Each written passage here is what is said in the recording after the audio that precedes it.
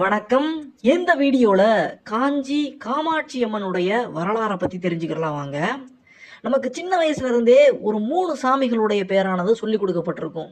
காஞ்சி காமாட்சி, மதுரை மீனாட்சி, காசி விசாலாட்சின்னு சொல்லுவாங்க.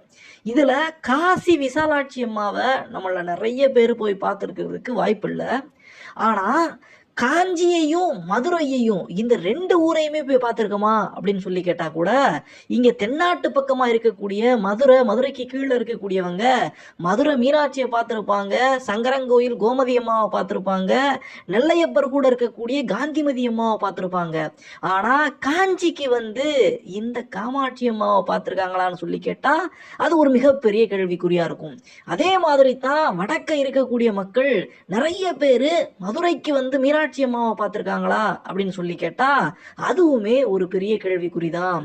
அப்படி இருக்கும்போது இந்த மதுரை மீனாட்சி அம்மா, காஞ்சி காமாட்சி அம்மான்னு 2 முக்கியமான பெண் தெய்வங்கள் நம்ம தமிழ்நாட்டுக்குள்ளே இருக்காங்களே, அவங்கள இந்த காமாட்சி அம்மாவுடைய முக்கியத்துவம் என்ன அப்படின்னு நிறைய பேருக்கு தெரியலனா கூட அவங்களுடைய உருவம் மட்டும் நமக்கு சின்ன வயசுல இருந்தே பரிச்சயப்பட்டிருக்கும். எப்படி மீனாட்சி அம்மா கையில கிளிய தாங்கிக்கிட்டு இருப்பாங்க அப்படின்னு நமக்கு தெரியுமோ, அதே மாதிரியே இந்த காமாட்சி அம்மா கையில ஒரு கரும்ப பிடிச்ச மாதிரி இருப்பாங்க அப்படின்னு நமக்கு தெரியும். அது மட்டும் இல்லாம இந்த காமாட்சி அம்மனுடைய வடிவத்துல நிறைய குறிப்பிட்டு சொல்லும்படியான விஷயங்கள் இருக்கும். நல்லா உத்து கவனிச்சு பார்த்தா தெரியும், இந்த காமாட்சி அம்மா 2 கால்களையும் அடிச்சு ஒரு பத்மாசன கோலத்துல இருப்பாங்க.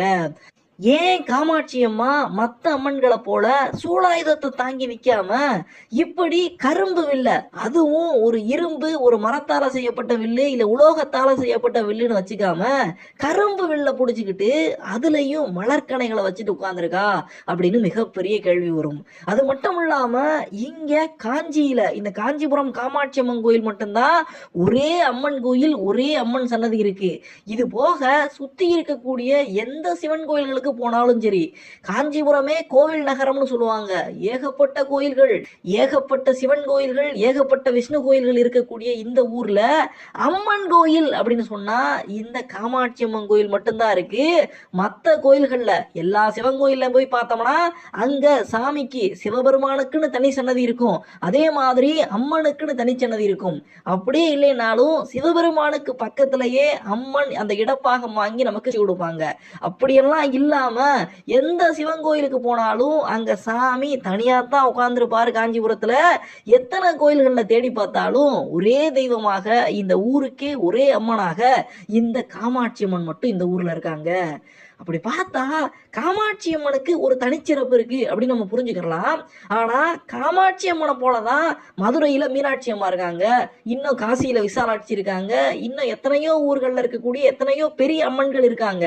அவங்கெல்லாம் இருக்கும்போது பக்கத்துல இருக்கக்கூடிய சிவன் கோயில்கள்ல மற்ற கோயில்கள்ல எல்லாம் அப்படி ஒரே சாமின்னு வச்சுக்கக்கூடிய வழக்கம் இல்லையே.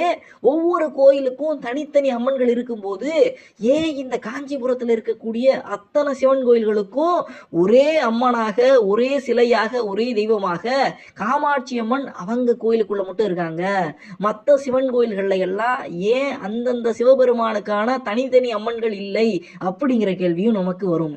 அது மட்டும் இல்லாம இந்த காஞ்சிபுரத்துல இருக்கக்கூடிய நிறைய பெரிய பெரிய கோயில்களுடைய கோபுர வாசல்கள் எல்லாமே இந்த காமாட்சி அம்மனுடைய கோயிலுடைய அந்த வாசலை நோக்கியே அவளுடைய திசையை நோக்கியே எல்லா கோபுர வாசல்களும் இருக்குது.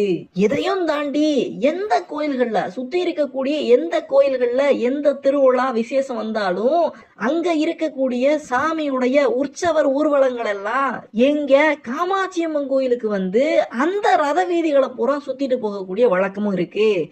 ஏன் இப்படி காஞ்சிபுரத்துல இருக்கக்கூடிய காமாட்சி அம்மனுக்கு மட்டும் இத்தனை முக்கியத்துவம் இருக்கு, இத்தனை வித்தியாசமான வழிபாட்டு முறைகள் இருக்கு, மற்ற ஊர்ல இருக்கக்கூடிய அம்மன்களை விட இந்த காமாட்சி அம்மன் எப்படி தனிச்சு நிக்கிறா இப்படின்னு ஒரு விரிவான வரலாறுக்குள்ள போக போறோம். அதுல இவ்வளவு நேரமா நம்ம பார்த்துட்டு வந்த ஒவ்வொரு விஷயத்துக்கான விடைகளையும் நம்ம தெரிஞ்சுக்கிட்டே போக போறோம். முதல் விஷயம், அகிலாண்ட கோடி பிரம்மாண்ட நாயகி ஆதி பராசக்தி தேவி லலிதா திரிபுர சுந்தரி அப்படின்னு சொல்லக்கூடிய ஒரு தெய்வத்துடைய பேரை நம்ம நிறைய இடங்கள்ல கேள்விப்பட்டிருப்போம். வேற யாரும் கிடையாது, ஆதி பராசக்தின்னு சொல்லப்படக்கூடிய அதே தெய்வம் தான். இந்த ஆதி பராசக்தியுடைய கோயில்களை எங்கேயாவது நம்ம பார்த்திருக்கோமா அப்படின்னு சொல்லி கேட்டா சில கோயில்களை தான் நம்ம பார்த்திருக்க முடியும்.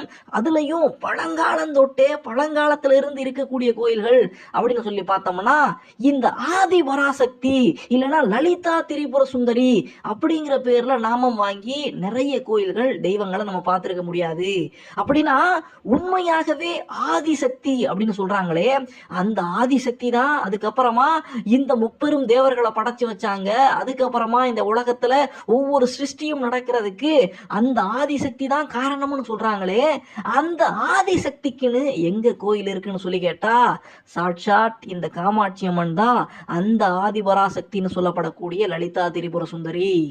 இந்த அம்மனுக்கு ஏன் காமாட்சி அம்மன் அப்படின்னு பேர் வந்துச்சு அப்படின்னு நம்ம தெரிஞ்சுக்கிறதுல இருந்தே இந்த தேவியுடைய முழு வரலாறையும் நம்மளால பார்த்துட முடியும்.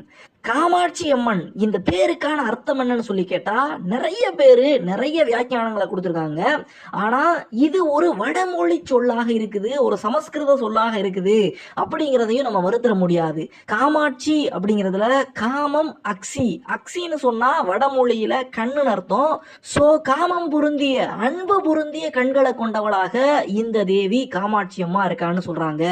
அதே சமயத்துல காமத்தை ஆட்சி செய்யக்கூடியவளாக பக்தர்கள் எத்தனை பேர் அவளை தேடி வந்தாலும் அவங்களுடைய விருப்பங்களை அவளுடைய அன்பான கடைக்கண் பார்வையால அத்தனை பேருக்கும் தேவையான விஷயத்தையும் கொடுக்கக்கூடிய வரம் கொடுக்கக்கூடிய தெய்வமாக இருக்கக்கூடிய அதே தாய் தான் காமத்தை பக்தர்களை நாடி வரக்கூடிய அந்த உயிரினங்களுடைய காமத்தை எல்லாம் அடக்கி, காமம்னு சொன்னா விருப்பம் அப்படின்னு எடுத்துக்கிறணும், இந்த உலகத்தின்பால் இருக்கக்கூடிய ஈடுபாடு அந்த பற்றுதல்கள் அந்த விருப்பங்கள் அதையெல்லாம் ஆட்சி செய்யக்கூடியவளாக அதையெல்லாம் அடக்கி தன்னுடைய பக்தர்களுக்கெல்லாம் நல்வழி காட்டக்கூடியவளாக மோட்சம் காட்டக்கூடியவளாக இந்த தேவி இருக்கிறதுனாலதான் இவளுக்கு காமாட்சின்னு பேர் வந்திருக்கு. சரி, காமாட்சிங்கிற பேருக்கான அர்த்தம் தெரிஞ்சிருச்சு. ஆனா தேவி குறிப்பா ஏன் இந்த ஒரு வேலையை பார்க்கணும்? பக்தர்களுக்கு வாரி வழங்கக்கூடிய தெய்வமாகவும் இருக்கிறா, அதே சமயத்துல பக்தர்களுக்கு மோட்சம் கொடுக்கக்கூடிய தெய்வமாகவும் அவங்களுடைய அந்த ஆசைகளை அந்த விருப்பங்களை எல்லாம் அழித்து ஒழித்து ஞானத்தை கொடுக்கக்கூடிய தெய்வமாகவும் ஏன் மாறுறா அப்படிங்கறத நம்ம புரிஞ்சுக்கணும். இதுக்கு தேவி கையில் இருக்கக்கூடிய அந்த கரும்பு வில்ல பத்தியும் அந்த மலர் கணைகளை பத்தியும் நம்ம புரிஞ்சுக்கணும். இங்க தேவி 4 கரங்களோட காட்சி கொடுப்பாங்க. 2 கையில கரும்பு வில்லும் மலரம்புகளும் இருக்கிற மாதிரியே தன்னுடைய பின்னால இருக்கக்கூடிய 2 கையில பாசத்தையும் அங்குசத்தையும் தாங்கி கொண்டு இந்த தேவி காட்சி கொடுக்கிறா. மன்மதனுடைய கையில கரும்பு வில்லும் மலரம்புகளும் இருக்கும் அப்படின்னு நம்ம கேள்விப்பட்டிருப்போம். அதே வில் தான் மன்மதனுடைய கையில இருந்த அந்த கரும்பு வில்லையும் அந்த மலர் அம்புகளையும் 5 அம்புகளை வச்சுக்கிட்டு இந்த அண்ட சராசரத்தில் இருக்கக்கூடிய அத்தனை உயிர்களுக்கும் அந்த காமத்தை உண்டாக்கி இந்த உயிர்களுக்குள்ளே சிருஷ்டி உருவாக்கணும் அப்படின்னு சொல்லிட்டு தேவி அந்த ஆதிசக்தி அந்த ஆதி பராசக்தி தான் மன்மதனுடைய கையில அந்த கரும்பு வில்லையையும் மலர் கணைகளையும் கொடுத்து அனுப்புனா. ஆனா ஒரு சமயத்துல மன்மதன் கிட்ட இருந்தே தேவி அந்த கரும்பு வில்லையும் அந்த மலர் கணைகளையும் எடுத்துக்க வேண்டிய கட்டாயம் உருவாகுது.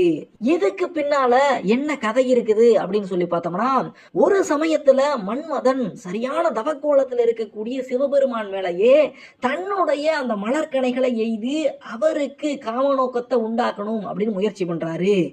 ஏன் மன்மதன் அப்படி செய்யணும் அப்படின்னு சொல்லி கேட்டா, ஒரு குறிப்பிட்ட காலகட்டத்துல நிறைய அசுரர்களுடைய தொல்லையானது இந்த பூலோகத்துல இருக்குது.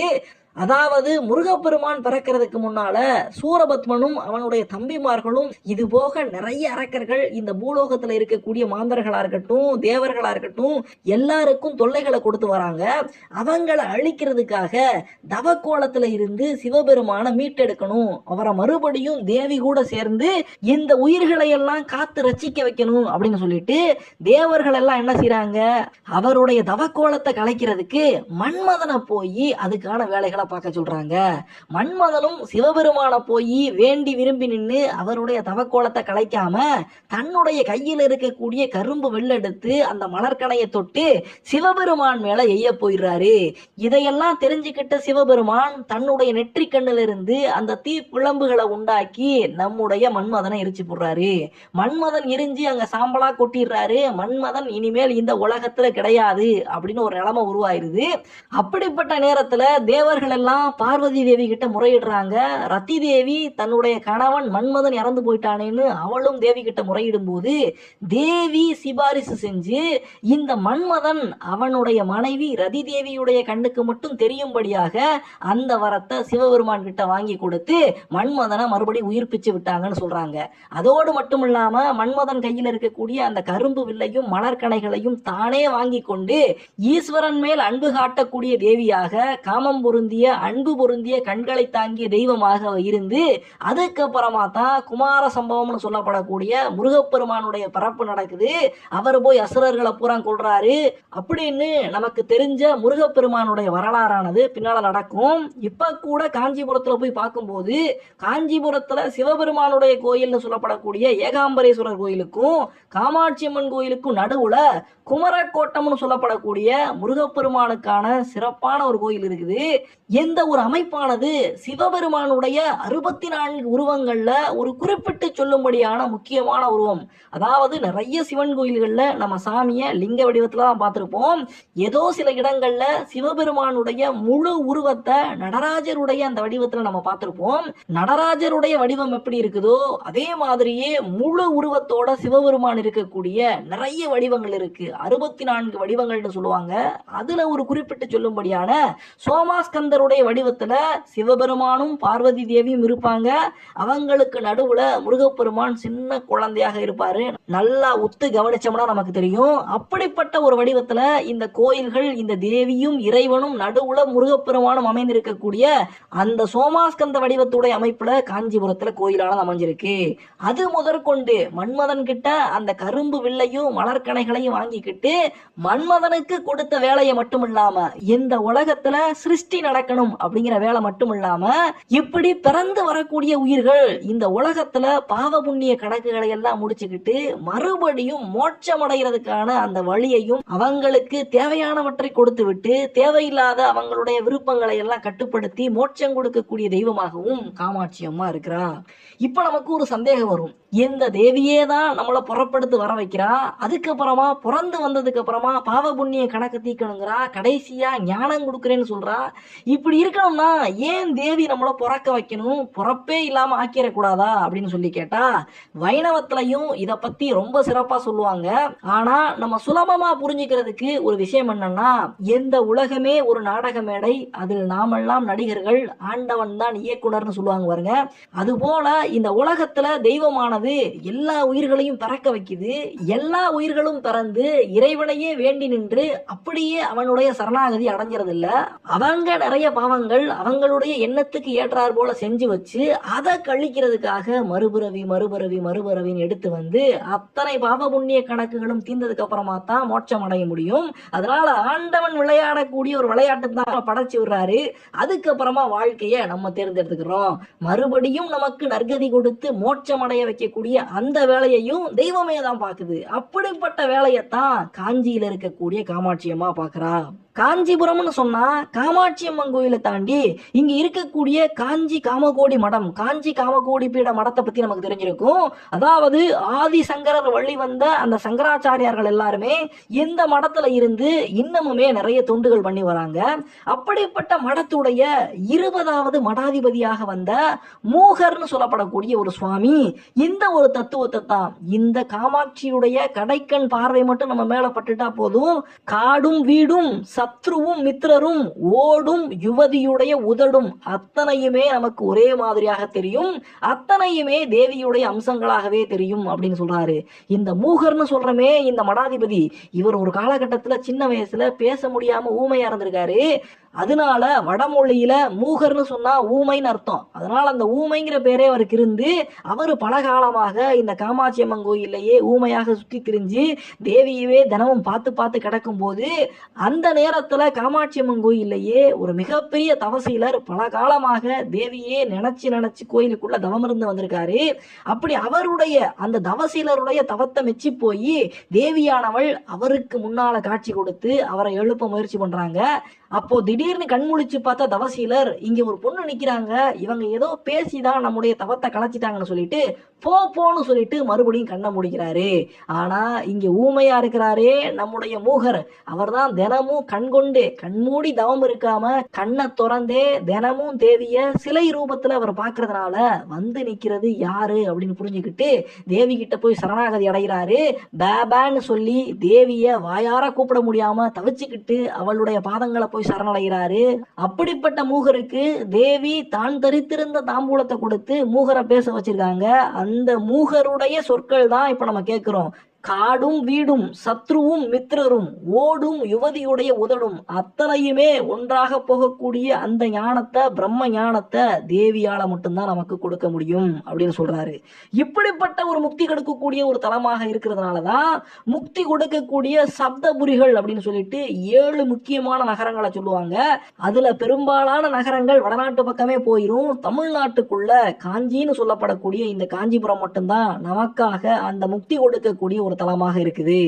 இப்போ காமாட்சி அம்மனுடைய கைக்கு எப்படி அந்த கரும்பு வில்லும் மலரம்புகளும் வந்து சேர்ந்துச்சு, மன்மதன் கிட்ட இருந்து எப்படி தேவி எடுத்துக்கிட்டாங்க அப்படின்னு பார்த்தோம். அடுத்து நம்ம பார்க்க வேண்டிய விஷயம் என்னன்னா, ஏன் காஞ்சிபுரத்துல மட்டும் ஒரே ஒரு அம்மன் கோயில் தான் இருக்கு, மற்ற சிவன் கோயில்கள்ல எல்லாம் அம்மனுடைய சன்னதிகள் இல்ல அப்படின்னு பார்க்க போறோம். அது ஏன்னு சொல்லி பார்த்தோம்னா, மன்மதனை சிவபெருமான் எரிச்சிடுறாரு. அதுக்கப்புறமா தேவி பேசி சிபாரிசு பண்ணி மன்மதனை மறுபடியும் உயிரோட எழுப்பி விடுறாங்க. ஆனா ரதி கண்ணுக்கு மட்டும்தான் தெரியும்படியாக ஒரு உருவத்தோட மன்மதன் வாழ்ந்து வராரு. அது வரைக்கும் கதை போச்சா? அதுக்கப்புறமா மன்மதனுக்கு ஒரே ஒரு ஆசை இருந்துச்சு. அது என்னன்னா, நான் ஜெயிச்சிட்டேன் அப்படிங்கிற விஷயத்த ஆணித்தரமா எல்லாருக்கும் சொல்லணும் அப்படிங்கிற ஆசை. என்னப்பா அவர் எப்படி ஜெயிச்சாரு? அவர் தான் சிவபெருமான் மேல அம்பு விட போனாரு. சிவபெருமான் பட்டுன்னு கண்ணை திறந்து மன்மதனை எரிச்சிட்டாரு. அப்புறம் எப்படி மன்மதன் ஜெயிக்க முடியும் அப்படின்னு சொல்லி கேட்டா, மன்மதன் தானாக நேரடியாக போய் ஜெயிக்கல. ஆனா அவர் செய்ய நினைச்ச விஷயம் குமார சம்பவம் நடக்கணும், முருகப்பெருமான் பறக்கணும், தேவியும் சிவபெருமானும் 2 பேரும் இணையணும். அதாவது தவக்கோலத்திலேயே சிவபெருமான் இருந்துடக்கூடாது, எந்த உலகத்துல இருக்கக்கூடிய உயிர்களுக்கெல்லாம் நல்லது செய்யணும்னு சொல்லிட்டு அவர் மனசு மாறணும். அப்படிப்பட்ட ஒரு நோக்கத்துக்காக தான் மன்மதன் இப்படி அந்த மலர்கணைகளை எல்லாம் கரும்பு வில்லுல வச்சு எய்ய பார்த்தாரு. கடைசியாக அந்த விஷயம் நடந்து முடிஞ்சிருச்சு. அதனால தான் வெற்றி பெற்று விட்டேன் அப்படின்னு சொல்லிட்டு நிரூபிக்கணுமே சொல்லிட்டு மன்மதன் கடையா கிடந்து தவிக்கிறாரு. அப்படி இருக்கும்போது யாரு கிட்ட போய், சிவபெருமான் கிட்ட போய் சாமி நான் உங்களை ஜெயிச்சிட்டேன்னு சொல்ல முடியுமா? முடியாதே. அதனால தேவி கிட்டையே வந்து சேர்றாரு. தேவி கிட்ட போய் தவம் இருந்து தேவியுடைய அந்த கரிசனத்தாலதான் தான் ஜெயிச்சிட்டேன் அப்படிங்கிற விஷயத்த நிலைநாட்ட முடியும் அப்படின்னு தெரிஞ்சுக்கிட்டு எங்க வந்து தவம் இருக்கிறாருன்னா காஞ்சிபுரத்துக்கு வந்து தவம் இருக்கிறாரு. காஞ்சிபுரத்துலதான் அந்த அகிலாண்ட கோடி பிரம்மாண்ட நாயகி லலிதா திரிபுர சுந்தரின்னு சொல்லக்கூடிய நம்முடைய காமாட்சி அம்மா கோயில் வாங்கி இருக்கிறா. அவன் நினைச்சாதான் இதை சாதிக்க முடியும், நம்ம ஜெயிச்சோம்னு சொல்லிட்டு சிவபெருமானையும் ஒத்துக்க வைக்க முடியும், இந்த உலகத்துல இருக்கக்கூடிய அத்தனை பேரையும் ஒத்துக்க வைக்க முடியும்னு சொல்லிட்டு எங்க வந்து தவம் இருக்கிறாரு. அவருடைய தவத்தை மெச்சி காமாட்சி அம்மாவும் மன்மதன் ஜெயிச்சிட்டாரு அப்படின்னு நிரூபிக்கிறதுக்காக இந்த உலகத்துல இருக்கக்கூடிய அத்தனை கோயில்கள்ல இருக்கக்கூடிய அம்மன்களுடைய அந்த சக்தியை பூரா தனக்குள்ள இந்த காஞ்சிபுரத்துல இருக்கக்கூடிய அந்த கருவறைக்குள்ள அந்த சன்னதிக்குள்ள பிளாகாசம்னு சொல்லுவாங்க. அதாவது இங்க கோயிலுக்குள்ள இருக்கக்கூடிய கருவறைக்குள்ள அத்தனை சக்திகளையும் அத்தனை அம்மனுடைய சக்திகளையும், ஏன் கைலாசத்திலேயே பார்வதி தேவி இருப்பாங்களே அங்கேயுமே பார்வதி தேவி இல்லாம அத்தனையையும் இந்த காஞ்சிபுரத்துக்குள்ள இருக்கக்கூடிய கருவறைக்குள்ள தேவி எழுத்துக்கிறா. அதனால சிவபெருமானும் கைலாசத்துல இருக்கட்டும் இல்ல ஒவ்வொரு கோயில்ல இருக்கக்கூடிய அந்தந்த மூர்த்திகளா இருக்கட்டும் அவங்கெல்லாம் தன்னுடைய தேவியை காணமேன்னு சொல்லிட்டு புலம்பி தவிச்சு தேட ஆரம்பிச்சுட்டாங்க. அப்படியாக புராணத்துல சொல்லப்படுது. அது அது எப்படி சிவபெருமானுக்கு இங்க நடக்கக்கூடிய இந்த விஷயங்கள் எல்லாம் தெரியாதான்னு சொல்லி கேட்டா அத்தனையும் தெரியும். இது தேவி காஞ்சி காமாட்சி ஆடக்கூடிய விளையாட்டுன்னு தெரிஞ்சுக்கிட்டே சிவபெருமான் ஒவ்வொரு தளத்திலையும் தன்னுடைய தேவிகளை காணமேன்னு சொல்லிட்டு அவர் பரிதவிச்சு சுத்துறதாகவும், அப்போ இப்படியே போனால் எல்லாமே சரிப்பட்டு வராதுன்னு சொல்லிட்டு பிரம்மதேவர் வந்து காஞ்சி காமாட்சி அம்மா கிட்ட வேண்டி விரும்பி கேட்கும் போது மறுபடியும் இந்த உலகத்துல இருக்கக்கூடிய அத்தனை கோயில்களா இருக்கட்டும், மறுபடியும் கைலாசத்துக்கா இருக்கட்டும், சக்தி தேவி அவங்களுடைய சாநித்தியத்தை அந்தந்த கோயில்களுக்கே அந்தந்த இடத்துக்கே திரும்ப அனுப்புனாங்க அப்படின்னு சொல்லப்படுது. ஸோ ஒரு ஒட்டுமொத்த பவர் சோர்ஸாக காஞ்சிபுரம் காமாட்சி அம்மன் கோயிலுடைய கருவறையில இருந்துதான் மறுபடியும் அத்தனை கோயில்கள் இருக்கக்கூடிய அம்மனுடைய சக்திகளானது டிஸ்ட்ரிபியூட் பண்ணப்பட்டுச்சு. ஆனா ஒரே ஒரு விஷயத்தை மட்டும் காமாட்சி அம்மா நிப்பாட்டிட்டாங்க. அது என்னன்னா, இந்த காஞ்சிபுரத்தில் இருக்கக்கூடிய அட்லீஸ்ட் எல்லா கோயில்கள் இருக்கக்கூடிய சக்தி தேவிகளையும் திரும்ப அனுப்பிட்டாங்க. ஆனா காஞ்சிபுரத்துல மட்டுமாவது தான் மட்டுமே இருக்க வேண்டும், மற்ற கோயில்கள்ல எல்லாம் அம்மனுக்கான சன்னதிகள் இருக்காம தான் மட்டுமே இங்க இருந்து மன்மதனுக்கு அவங்க கொடுத்த அந்த வாக்கை காப்பாத்துறதுக்காக தேவி ஒரு விளையாட்டு விளையாடினாங்க. அதனாலதான் இப்ப வரைக்கும் காஞ்சிபுரத்துல இருக்கக்கூடிய எந்த சிவன் கோயில்கள்லையும் தேவிக்கான சன்னதிகளே கிடையாது. அத்தனை கோயில்களுக்குமான ஒரே தேவியாக நடுவுல காஞ்சிபுரத்துடைய நடுவுல இருக்கக்கூடிய இந்த காமாட்சி அம்மனை இருந்து வராங்க. எப்போ அடுத்து ஒரு முக்கியமான வரலாறை பார்க்கணும். சரி, தேவி காமாட்சி அம்மா இங்க இருந்தாங்க, மன்மதன் வந்து தவம் இருந்தாரு, அவருக்கு அவர் கேட்ட வரத்தை கொடுத்தாரு, மன்மதனை ஜெயிக்க வச்சாங்க, அதெல்லாம் சரி.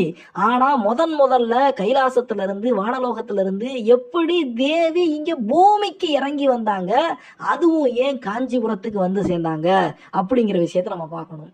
காஞ்சிபுரத்துக்கு தேவி வர்றதுக்கு ஒரு மிகப்பெரிய திருவிளையாடலானது கைலாசத்துல நடந்துச்சு. ஒரு சமயத்துல தேவியும் சிவபெருமானும் கைலாசத்துல இருக்கும்போது விளையாட்டு போக்காக தேவி சிவபெருமானுடைய கண்ணை பொத்திட்டாங்க அப்படின்னு சொல்லப்படுது. அப்படி கண்ணை பொத்துனதுனால சிவபெருமானுடைய 2 கண்களும் தான் சூரியனும் சந்திரனும் அப்படின்னு நம்பப்படுது. இந்த உலகமே, இந்த அண்ட சராசரமுமே அந்த ஒரு நொடியானது இருட்டி போயிருது. அப்படி இருட்டி போன அந்த விஷயத்தை புரிஞ்சுக்கிட்டு தேவி பட்டாருன்னு கையை எடுத்துடுறாங்க. எடுத்தாலும் தேவலோகத்துல ஒரு நொடி பொழுது அப்படின்னு சொல்லும் போது பூலோகத்துல எல்லாம் பல வருஷக்கணக்கான ஆண்டுகள் ஓடி போயிரும். இப்படி பூலோகத்துல இருக்கக்கூடிய உயிர்கள் எல்லாம் பல வருஷங்களாக இப்படி இருள் சூழ்ந்து போய் கிடந்துருச்சு அப்படின்னு சொல்லிட்டு சிவபெருமானுக்கு பார்வதி தேவி மேல ஒரு கோபம் உருவாகுது. அதனால பார்வதி தேவிக்கு சாபம் போட்டு பூலோகத்துக்கு போய் தன்னை நினைச்சு தவம் இருந்து வரணும் அப்படின்னு சொல்லிட்டு சாமி இறக்கி விட்டுறாரு. அதனால பூலோகத்துல தேவி பரப்படுத்து பூலோகத்துல முதல்ல கங்கை கரையில பிறந்து அங்க அன்னபூரணியாக வளர்ந்து நிறைய பேருடைய பசிகளை எல்லாம் தீர்த்து வைக்கிறாங்க. ஆனாலும் மறுபடியும் சிவபெருமான் அந்த சாப விமோசனத்தை கொடுக்காதனால காஞ்சிக்கு வந்து சேர்ந்து அங்க கடுமையாக தவம் இருந்தாங்க, கம்பா நதிக்கரையில தவம் இருந்தாங்க அப்படின்னு ஒரு மிகப்பெரிய வரலாறு போகும். எந்த ஒரு வரலாறானது சின்ன சின்ன மாற்றங்களோட நிறைய வெர்ஷன்ல சொல்லப்படும். அதுல என்னென்ன கதைகள் எல்லாம் சொல்லப்படுதுன்னா, இப்படி பூலோகத்துக்கு தேவி இறங்கி வரும்போது அவளுக்கு 2 நாளிகள்ல 2 படி நெல் அளந்து விட்டு பூலோகத்துக்கு போய் அறம் வளர்த்து வா அப்படின்னு சொல்லிட்டு தேவியை நம்முடைய சிவபெருமான் இறக்கி விட்டாரணும். அப்படியாக தேவி வந்து பூலோகத்துல 32 அரங்கள்னு சொல்லுவாங்க. அந்த 32 அரங்களையும் இறைவன் கொடுத்து அனுப்புன அந்த 2 நாளின் நெல்லை வச்சு 32 அரங்களையும் வளர்த்து அறம் வளர்த்த நாயகியாக நம்முடைய தேவி வாழ்ந்து வந்தாங்க. அந்த சமயத்துல கம்பா நதிக்கரைன்னு சொல்றாங்க, இல்ல வேகவதி நதின்னு சொல்றாங்க, சில பேர் பாலாறுன்னு சொல்றாங்க. எது எப்படியோ கம்பா நதின்னு சொல்லப்படக்கூடிய அந்த நதியானது இப்போ நம்மளால பார்க்க முடியாது. அது அந்த காலகட்டத்துல கங்கை நதியானது ஒரு சமயத்துல கம்பா நதியாக இங்க பெருக்கெடுத்து வந்துச்சு அப்படின்னு புராணத்துல சொல்லப்படுது. ஆனா காஞ்சிபுரத்துல கம்பா நதிக்கரையில தேவி இறைவனை ஒரு மணல் லிங்கமாக வச்சு கும்பிட்டு வந்து தவமிருந்து வந்தாங்க. அத்தோட சேர்ந்து அவர் கொடுத்த அந்த 2 படி நெல்லை வச்சு 32 அரங்களையும் வளர்த்து வந்தாங்க அப்படின்னு மட்டும் நிறைய இடங்கள்ல நமக்கு தகவல்கள் கிடைக்குது. இன்னும் சில கதைகள்ல என்ன சொல்லப்படுதுன்னா, பூலோகத்துக்கு வந்து இறங்கின தாயார் முதல்ல காஞ்சிபுரத்துக்கு வந்து சேர்ந்துடல. அவங்க வடநாட்டுல பத்ரிகாசிரமம் சொல்லக்கூடிய அந்த இடத்துல காத்தியாயினி அப்படிங்கிற பேர்ல ஒரு முனிவருடைய மகளாக பிறந்து வந்து அதுக்கப்புறமா முனிவரால தான் யாரு அப்படின்னு புரிஞ்சுக்கிட்டு கங்கையை கடந்து வந்து கடைசியாக காஞ்சிபுரம் வந்து அங்க தவம் இருந்து அதுக்கப்புறமா சிவபெருமான போய் சேர்ந்தாங்க அப்படின்னு நிறைய வரலாறுகள் சொல்லப்படுது. ஆனா தேவி வந்தாங்க, சிவபெருமான நோக்கி தவம் இருந்தாங்க, மறுபடியும் சாப விமோசனம் வாங்கிக்கிட்டு கைலாசத்துக்கு போயிட்டாங்க அப்படின்னு கதையானது முடியல. ஒரு சமயத்துல பண்டாசுரன் அப்படின்னு ஒரு அரக்கன் பிறந்து வர்றான். அந்த அரக்கன் எப்படி பிறக்கிறான்னு சொன்னா, சிவபெருமான் மன்மதனை எரிச்சாருன்னு சொல்றோம் பாத்தீங்களா, அப்படி எரிச்ச அந்த சாம்பல்ல இருந்து இந்த அரக்கனானவன் பறந்து வர்றான். எரிஞ்சு கிடந்த அந்த சாம்பலை விநாயக பெருமான் விளையாட்டுத்தனமா எடுத்து பிடிச்சி வச்சு விளையாண்டாரு, ஒரு உருவத்தை அதுல வரைஞ்சிட்டாரு, அதுல இருந்து இந்த அரக்கன் பறந்து வந்துட்டான் அப்படின்னு சில கதைகள் சொல்லப்படுது. இல்ல இல்ல, இது விநாயக பெருமான் வரைஞ்ச உருவம் இல்ல, சிவபூத கணங்கள்ல ஒண்ணு வந்துட்டு அந்த சாம்பலை எடுத்து விளையாட போக அதுல இருந்து ஒரு அரக்கன் பறந்து வந்துடுறான். அந்த அரக்கன் பறந்து வர்றத பார்த்த உடனேமே பிரம்மதேவன் அலறி துடிக்கிறாரு. பண்டா பண்டா அப்படின்னு சொல்லிட்டு அந்த அரக்கனை பார்த்து கத்துறாரு. பண்டான்னா அறிவில்லாத ஆணவம் பொருந்தியவன் அப்படின்னு அர்த்தம். இந்த எரிஞ்சு போன சாம்பல்ல இருந்து எழுந்து வரக்கூடிய அவனுக்கு அறிவே இருக்காதே, ஆணவம் மட்டும் இருக்குமேன்னு சொல்லிட்டு அப்பவே பார்த்து பயந்து பிரம்மன் அவனை பார்த்து பண்டா பண்டான்னு கத்த போக அவனுக்கு பண்டாசுரன் பேர்னு சொல்றாங்க. எந்த பண்டாசுரன் எழுந்து வந்து சிவபெருமானையே வணங்கி அவர்கிட்ட இருந்தே சில வரங்களை வாங்கிக்கிட்டா, அந்த வரங்களை வச்சுக்கிட்டு நிறைய துன்பங்களை கொடுத்து வந்தான்னு ஒரு கதை சொல்லப்படுது. இன்னொன்னு, அவன் கடுமையாக தவம் இருந்து பிரம்மதேவர்கிட்ட இருந்தே ஒரு வரம் வாங்கினானும், அந்த வரத்தின்படி இந்த உலகத்தில் இருக்கக்கூடிய அத்தனை உயிர்களுடைய சக்தியும் தனக்கு வந்துடணும் அப்படின்னு ஒரு வரம் வாங்கிக்கிட்டு இந்த உலகத்துல தேவர்களா இருக்கட்டும், மனிதர்களா இருக்கட்டும், எந்த விலங்குகளா இருக்கட்டும், அத்தனை உயிர்களுடைய சக்தியையும் அத்தனை உயிர்களுடைய உடம்புக்குள்ளையும் புகுந்துக்கிட்டு அவங்களுடைய சக்தியை எல்லாம் தன்னுடைய சக்தியாக மாத்தி வச்சுக்கிட்டு அத்தனை பேருக்கும் எந்த ஒரு விருட்சமும் ஏற்படாம தொல்லைகளை கொடுத்துட்டு வந்தான் அப்படின்னு நிறைய விதமான தகவல்கள் சொல்லப்படுது. அப்படிப்பட்ட பண்டாசுரனை நரர் சுரர் அசுரர் அத்தனை பேரையும் ஆட்டி படைக்கக்கூடிய அந்த பண்டாசுரனை அழிக்கிறதுக்காக தேவர்கள் எல்லாரும் சிவபெருமான் கிட்ட போய் வேண்டினாங்கன்னு, சிவபெருமான் இவனை இந்த அசுரனை அழிக்கணும் அப்படின்னு சொன்னா இவன் அத்தனை உயிர்களுடைய உடலுக்குள்ளேயும் புகுந்துகிட்டு இருக்கான், அதனால சக்தி தேவி இல்லாம அவனை அழிக்க முடியாது அப்படின்னு சொல்லிட்டு இவனை அழிக்கிறதுக்காக ஒரு ஜோதி பிழம்பாக காஞ்சிபுரத்துல ஒரு குண்டத்தை வளர்த்து அதுல தானே ஜோதி பிழம்பாக உருவாகி வந்து அந்த யாகத்தை தேவியோட சேர்ந்து பார்வதி தேவியோட சேர்ந்து நடத்தி அதுக்குள்ள பிரம்மனா இருக்கட்டும், இந்த உலகத்துல இருக்கக்கூடிய அத்தனை தேவதைகள் தேவர்களா இருக்கட்டும், உயிரினங்களா இருக்கட்டும், அத்தனை பேரையும் அந்த தீக்குள்ளேயே இறக்கி அவங்கள புறாத்தையும் அழிச்சு அதுக்குள்ள இருந்து பண்டாசுரனை வெளியே எடுத்து அதுக்கப்புறமா பண்டாசுரனுடைய வதம் நடக்கிறதுக்கு தேவியாலையை நடத்தி கொடுத்து முடிச்சாருன்னு சொல்றாங்க. அதாவது ஆண்டவன் இந்த பண்டாசுரனை வதைக்கிறதுக்காக தானே இங்க இந்த காஞ்சிபுரத்துல ஒரு வேள்வித்தியாக உருவாகிறாரு. அவரே வேள்வித்திக்கு எண்ணெய் ஊத்தி நெய் ஊத்தி அவரே வழக்கமும் செய்யறாரு. அவரே தேவியையும் கூட்டு வந்து அவனை அழிக்க வச்சாரு. இப்படிப்பட்ட ஒரு விஷயம் நடந்ததுனாலதான் இந்த காஞ்சிபுரத்துக்கு கச்சி மயான தலம், மயான லிங்க சேத்திரம் அப்படின்னு சொல்லிட்டு ஒரு பேர் இருக்குன்னு சொல்லப்படுது. அதே சமயத்துல இந்த தேவி நம்முடைய பார்வதி தேவி எப்படி பண்டாசுரனை அழிச்சாங்க அப்படின்னு இன்னொரு விதமான கதை என்ன சொல்லப்படுதுன்னா, தேவியை நோக்கி தேவியால மட்டும்தான் அவனை அழிக்க முடியும் அப்படின்னு சிவபெருமான் சொல்லும் போது இங்க ஒரு செண்பக மரத்துல கிளி ரூபம் கொண்டு ஒரு சமயத்துல ஆண்டவனை நோக்கி தேவியானவள் தவம் இருந்து வந்திருக்கா காஞ்சிபுரத்துல. அப்போ தேவர்கள் எல்லாரும் வந்து தேவி கிட்ட வேண்டி நிற்கும் போது தேவியும் அவனை அழிக்கிறதுக்காக ஒரு பெரிய காளி ரூபத்தை எடுத்துக்கிட்டு பைரவ ரூபிணிங்கிறாங்க 18 கைகள்ல 18 ஆயுதங்களை தாங்கிக்கிட்டு போய் அந்த பண்டாசுரனை அழிக்கிறதுக்காக அவனுடைய கழுத்துல ஒரு காலு அவனுடைய மார்பு மேல ஒரு காலுன்னு வச்சு அவனுடைய தலையை மட்டும் கரகரன்னு அறுத்து தன்னுடைய கையில பிடிச்சுக்கிட்டு வந்து நின்னானும், அதை பார்த்துட்டு வந்திருக்கிறது தேவிதான் அப்படின்னு புரிஞ்சுக்காம அசுரனுடைய தலையை இப்படி பிச்சை எடுத்துட்டு அங்காரமாக ஒரு பெண்ணுருவம் வந்து நிக்குதுன்னு சொல்லிட்டு தேவர்கள் எல்லாம் பயந்து போய் நிற்கும் போது திகச்சு போய் நிற்கும் போது அவங்கள பயங்காட்ட வேண்டாம் அப்படின்னு சொல்லிட்டு தேவியானவள் அந்த இடத்துல ஒரு சின்னஞ்சிறிய சிறுமியாக வடிவம் கொண்டு தேவர்களுக்கெல்லாம் காட்சி கொடுத்தான்னு சொல்லப்படுது. இல்ல இல்ல, அசுரனை கொண்டு முடிச்சதுக்கு அப்புறமா யாரு கொண்டான்னு தெரியாம திகச்சு நிற்கும் போது அந்த சமயத்துல தேவியானவள் மறைஞ்சுக்கிட்டு வானத்துல புகுந்துக்கிட்டு வானத்திலிருந்து அசரீரியாக ஒரு வாக்கு சொன்னான்னு சொல்றாங்க. எது எப்படியோ சிறுமியாகவோ அசரீரி வாக்காகவோ தேவி என்ன சொல்றா அப்படின்னு சொல்லி கேட்டா, எந்த அசுரனுடைய தலைய தேவி வெட்டி எடுத்து வந்திருக்கா பாத்தீங்களா, அதை ஒரு இடத்துல புதைக்க சொல்லி அந்த இடத்துக்கு மேல காயத்ரி மந்திரத்துடைய 24 அச்சரங்களை குறிக்கும் விதமாக 24 தூண்களை இந்த இடத்துல நிலைநிறுத்துங்க.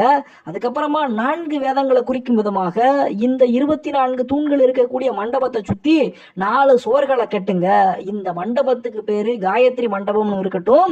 நான் இந்த மண்டபத்துக்குள்ள வந்து உங்களுக்கு காட்சி கொடுப்பேன்.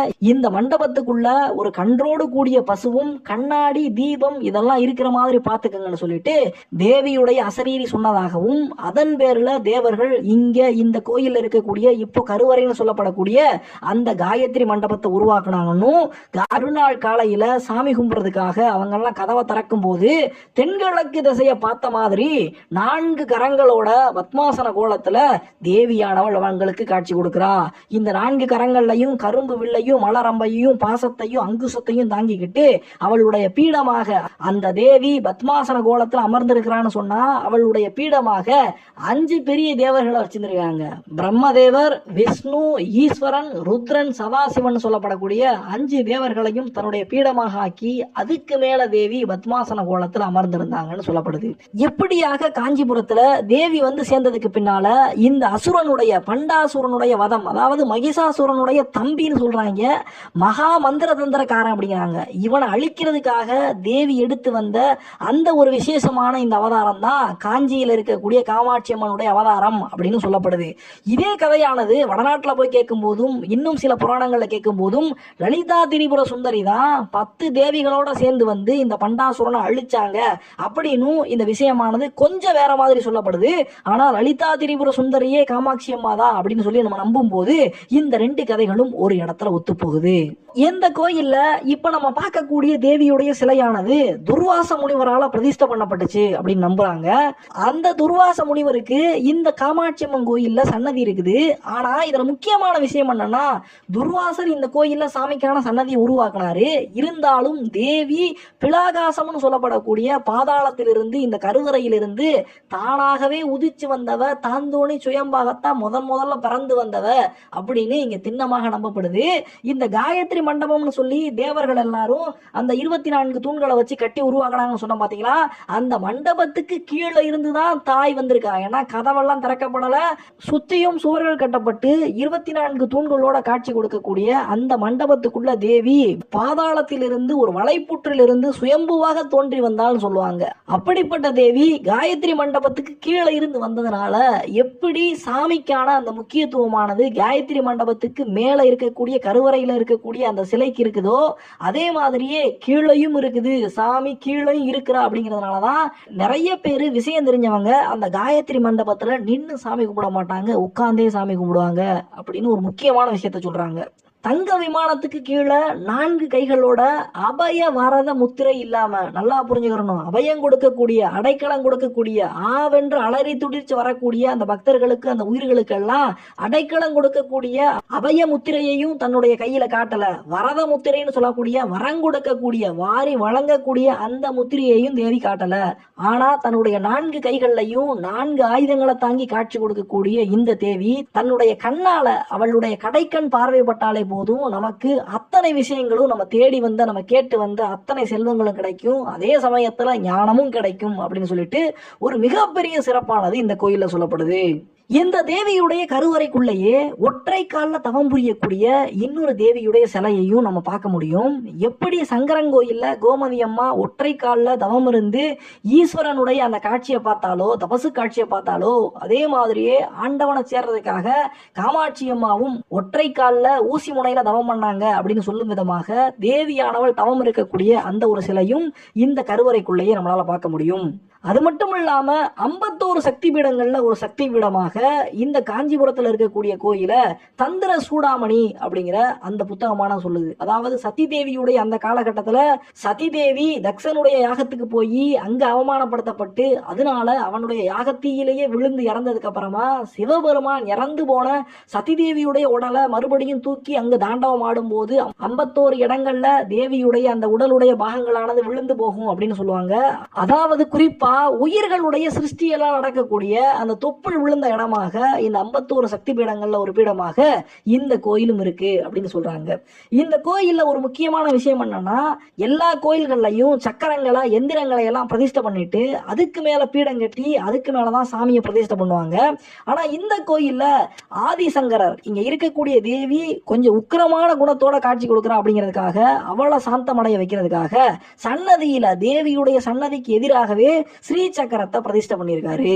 சாமியுடைய சன்னதிக்கு எதிர்த்தாப்புல வட்ட வடிவத்துல ஒரு சின்ன தொட்டி மாதிரி பார்ப்போம், அந்த தொட்டி தான் அந்த ஸ்ரீ சக்கர பீடம்.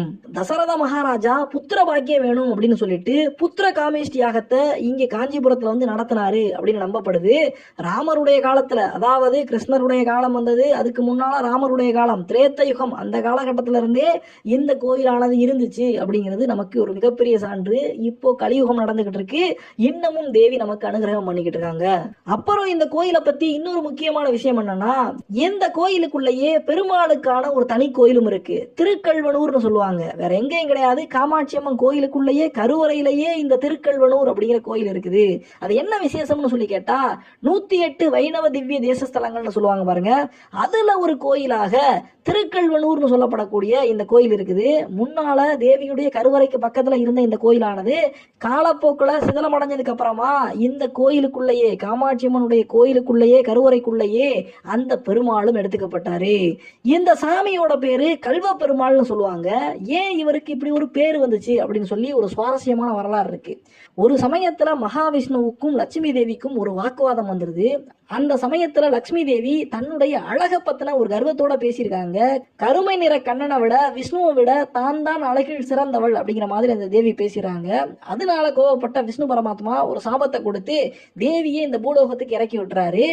அப்படி மகாலட்சுமி தேவி இறங்கி வரும்போது சாப விமோசனம் என்னன்னா, இந்த உலகத்துல எந்த இடத்துல போய் தவம் பண்ணா ஒரு முறை தவம் பண்ணாலே 1000 முறை தவம் பண்ணின அந்த பாக்கியம் கிடைக்குமோ அப்படிப்பட்ட இடத்துல போய் தவம் பண்ணுங்க அப்படின்னு சொல்லிட்டு மகாலட்சுமி தேவியை அவர் அனுப்பி வைக்கும் போது அவங்க காஞ்சிபுரத்துல காமாட்சி அம்மனுடைய இந்த ஆலயத்துல தவம் செஞ்சு அதுக்கப்புறமா சாப விமோசனம் வாங்கினாங்கன்னு சொல்லப்படுது. இதுல முக்கியமான விஷயம் என்னன்னா, என்ன சாபம் வாங்கினாங்க அப்படிங்கிறது தான். அரூபமாக போவ, இந்த உருவத்தில் இருக்கக்கூடிய அழகை வச்சு தானே உனக்கு அந்த கர்வமானது இருக்குது, அதனால அரூபமாக போங்க அப்படின்னு சொல்லிட்டு மகாலட்சுமி தேவிக்கு விஷ்ணு பரமாத்மா சாபம் கொடுத்துறாரு. இங்க தேவி தங்கி இருந்து அவங்க மறுபடியும் வேண்டி விரும்பி அந்த சாப விமோசனத்தை அடையும் போது இன்னமுமே மகாலட்சுமி தேவி அழகு கூடி போயிருக்கிறாங்க. அப்படி அழகாக இருக்கக்கூடிய மகாலட்சுமி தேவியும் இங்க இருக்கக்கூடிய காமாட்சி அம்மாவும் ஒரு சமயத்துல பேசிக்கிட்டு இருக்கும் போது இவங்களை மறைமுகமாக பார்க்கறதுக்காக ஒளிஞ்சிருந்து இந்த கல்வ பெருமாள் லட்சுமி தேவியை பார்க்க வந்தாருன்னு, அதனாலதான் இவருக்கு திருக்கல்வனூர்ல இருக்கக்கூடிய கல்வ பெருமாள் அப்படின்னு பேரும்னு சொல்றாங்க. அரூப லட்சுமின்னு சொல்றமே, இந்த கோயில் இருக்கக்கூடிய லட்சுமி தேவிய இன்னமுமே நம்ம அரூப ரூபத்துலதான் பார்க்க முடியும். முழு உருவத்துல அவங்க நமக்கு காட்சி கொடுக்க மாட்டாங்க. அதே சமயத்துல திருக்கல்வனூர்ல இருக்கக்கூடிய அந்த பெருமாளை வணங்கும்படியாக ஒரு வணங்கும்படியான ரூபத்திலையும் வேற ஒரு இடத்துல லட்சுமி தேவி நமக்கு காட்சி கொடுக்குறாங்க. இந்த கோயில்ல காமாட்சி அம்மா நடுவுல கருவறைக்குள்ள இருக்காங்கன்னு பார்த்தோம். அதே மாதிரி கருவறைக்குள்ளேயே நின்ற கோலத்துல தவம் செஞ்ச ரூபத்துல ஒரு சிலையாக இருக்கிறாங்கன்னு பார்த்தோம். அதே மாதிரி பங்காரு காமாட்சின்னு சொல்லுவாங்க. பங்காரு காமாட்சினா தெலுங்குல தங்க காமாட்சின்னு அர்த்தம். இந்த தங்க காமாட்சியானவள் ஒரு காலகட்டத்துல இந்த கோயில உற்சவ சிலையாக இருந்திருக்கிறாங்க.